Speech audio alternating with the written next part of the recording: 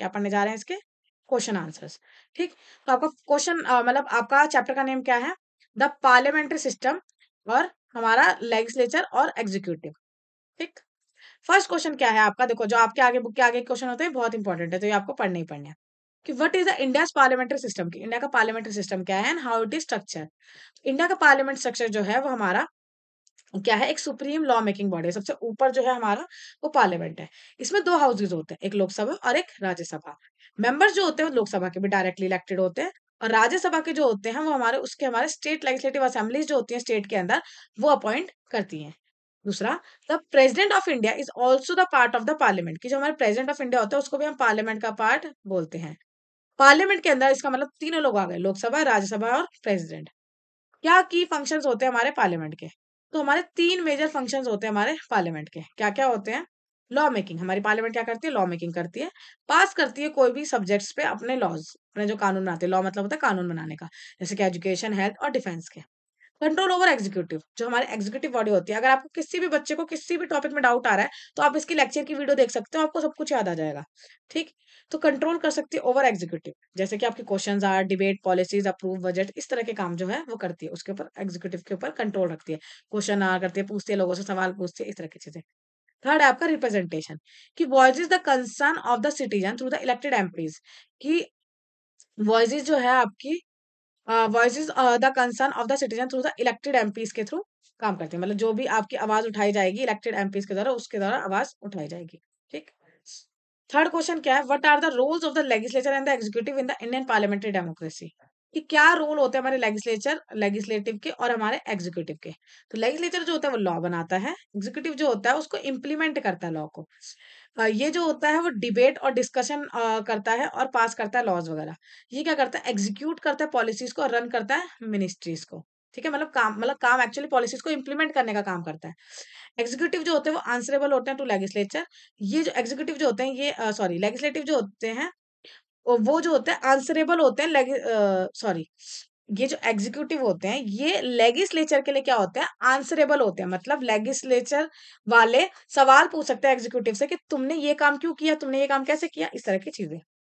Last है must report and justify action to the parliament, की report वगैरह वो कर सकता है और जस्टिफाई कर सकता है अपने एक्शंस को पार्लियामेंट के पास। ठीक, फोर्थ, कि how are the legislature and the executive organise at the union and the state levels, कि कैसे हमारे लेजिस्लेचर और एग्जीक्यूटिव जो होते हैं वो ऑर्गेनाइज होते हैं यूनियन और स्टेट लेवल पे। तो हमारे यूनियन लेवल पे अगर देखा जाए तो पार्लियामेंट, जैसे कि हाँ, अब देखो लेजिस्लेचर और एग्जीक्यूटिव में क्या हुआ है। तो लेजिस्लेचर में अगर देखा जाएगा तो हमारा पार्लियामेंट काम करता है, जैसे कि हमारा लोकसभा और राज्यसभा। और स्टेट में देखा जाएगा तो उसी की जगह पे हमारा होता है विधानसभा। एग्जीक्यूटिव में अगर हमारा सेंट्रल लेवल पे देखा जाए तो वहां होता है prime minister and council of minister.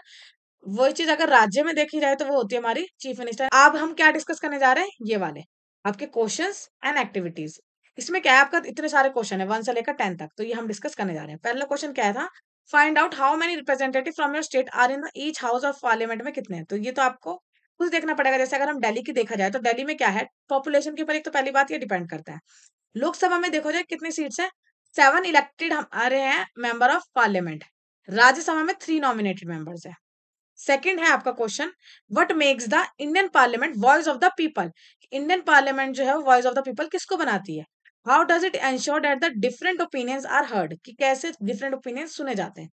तो मेंबर्स ऑफ पार्लियामेंट जो है are elected by the people, कि लोगों जो मेंबर ऑफ पार्लियामेंट है वो इलेक्ट लोगों के द्वारा इलेक्ट किए जाते हैं। सो दे रिप्रेजेंट द पब्लिक के व्यूज को वो रिप्रेजेंट कर सकते हैं। जो हम चाहते हैं वो हमारी बात कौन पहुंचाता है? मेंबर ऑफ पार्लियामेंट, एमपी जो है वो बात को पहुंचाते हैं। दूसरी बात, पार्लियामेंट जो होता है वो होल्ड करता है डिबेट्स को और डिस्कशंस को। ठीक है, मतलब डिस्कस करते हैं, मतलब डिबेट वगैरह करते हैं, वेयर ओपिनियंस आर एक्सप्रेस।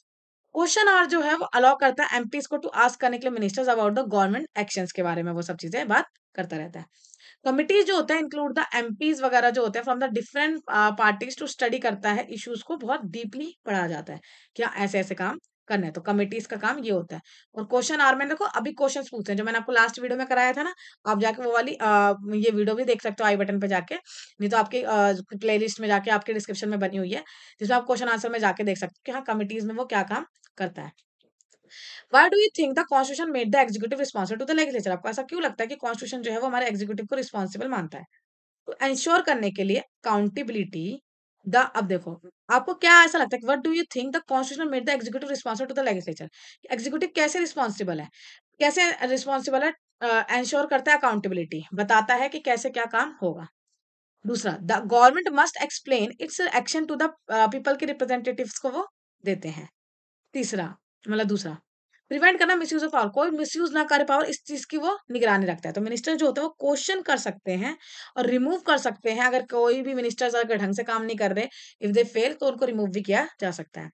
तीसरा, स्ट्रेंथन करना डेमोक्रेसी, लॉज जो होते हैं वो मेड किए जाते हैं हमारे इलेक्टेड रिप्रेजेंटेटिव के द्वारा, not just by the officers के द्वारा नहीं किए जाते।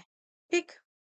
अब क्या है, why do you think we have chosen the system of the bicameral legislature at the union level, कि हमने यूनियन लेवल पे दोनों चीजें क्यों करी? तो देखो, क्योंकि लोकसभा में हमारे लोग डायरेक्टली वो हो जाते हैं, रिप्रेजेंट हो जाते हैं, और राज्यसभा में हमारे डायरेक्टली स्टेट्स रिप्रेजेंट हो जाते हैं, तो हमने पूरे राज्यों को भी दे दी पावर और सारे लोगों लोगों को भी दे दी पावर, तो इस तरीके से सारे ही लोग उसमें आके पार्टिसिपेट कर पा रहे हैं, इसीलिए पहला। दूसरा, इसकी वजह से बहुत ज़्यादा अच्छे से डिस्कशन हो जाती है, चेक एंड बैलेंस रह पाता है। ये इसके ऊपर नज़र रख पाता है, वो उसके ऊपर नज़र रख पाता है। और अगर आपको ना समझ में आ रहा हो तो डिटेल में मैंने चैप्टर में कराया, आप कर सकते हो जाके। तीसरी बात, हैस्टी डिसीजन, एकदम जल्दबाजी वाले जो डिसीजंस हैं, उसको बचाने का काम करता है। बोथ हाउसेस मस्ट अप्रूव अ बिल, दोनों ही हाउसेस को क्या करना पड़ता है? बिल को अप्रूव करना पड़ता है। पाँचवा क्या है? Try to track the journey of a recent bill passed by the parliament, कि अगर हम देखा जाए कि अभी रीसेंट बिल कौन सा पास हुआ है पार्लियामेंट में, अभी जो है वो हमारे एक digital personal data protection bill जो है वो पास हुआ है। कब हुआ है वो पास? 2023 के अगस्त में हुआ है।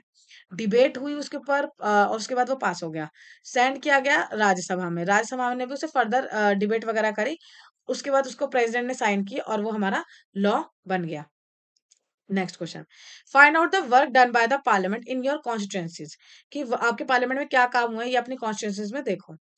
Visit the MPs official website और सोशल मीडिया पेजेस, तो आपको देखने पड़ेंगे कि हाँ, ये तो मैंने आपको लिख ही दिया कि मतलब कि आपको विजिट करना पड़ेगा तो एमपी ऑफिशियल्स की साइट्स वगैरह को, और अपने खुद के और अपने टीचर्स वगैरह से पूछना पड़ेगा। ठीक।